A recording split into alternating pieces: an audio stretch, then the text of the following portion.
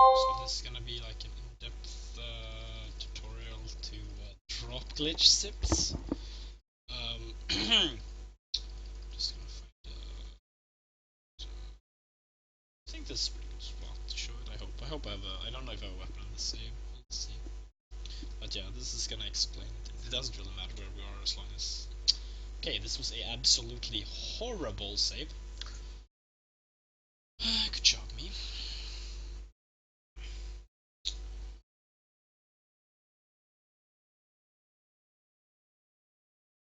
Okay, fine. I think this saves.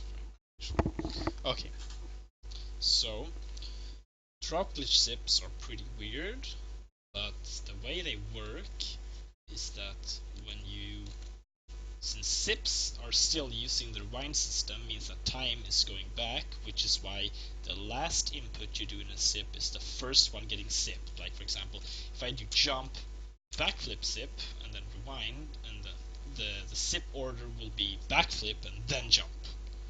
Although I did the jump first and backflip, since we're still going back in time, so that's why the order of the inputs are reversed.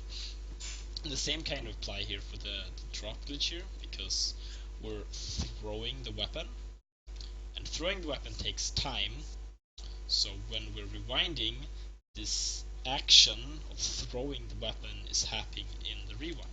So for example, if I throw my weapon now, I do inputs, and then I do the sip here, you're gonna see that if I let go like straight away, he's almost instantly gonna stop B, and this was a terrible way to show it. Just realized because I actually fell on something where I don't die.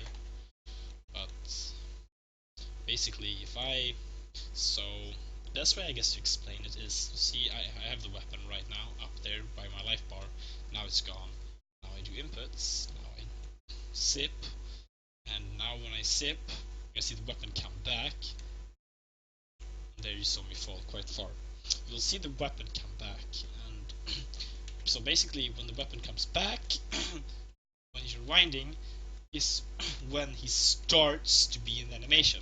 And to drop glitch, obviously you need to be in the animation, so the longer you wait after the weapon comes back, the more drop height or the more drop distance you can drop, because you'll have the weapon animation longer.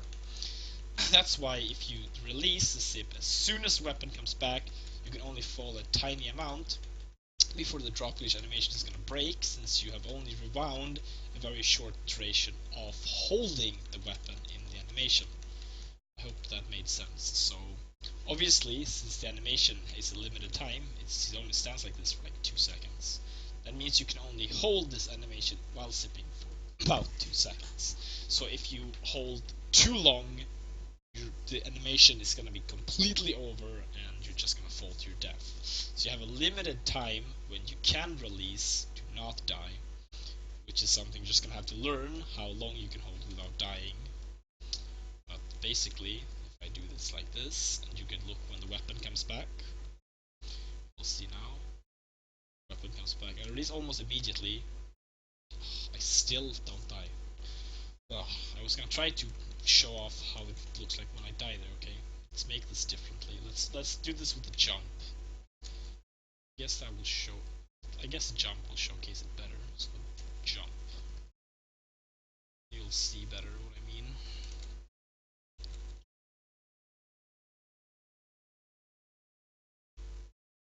You'll see I pretty quickly leave the animation even though I was holding the button the entire time. While back, it's pretty hard to show off drop glitch sips if I don't have my weapon. Really gonna have to kill myself. Okay. So there, you saw I left the animation pretty fast. Now I'm gonna see if I can drop further. Try to drop further this time by getting a good timing. There you saw I dropped way further before I started dying. It's possible to drop even further than I just did there, but you can still see the difference.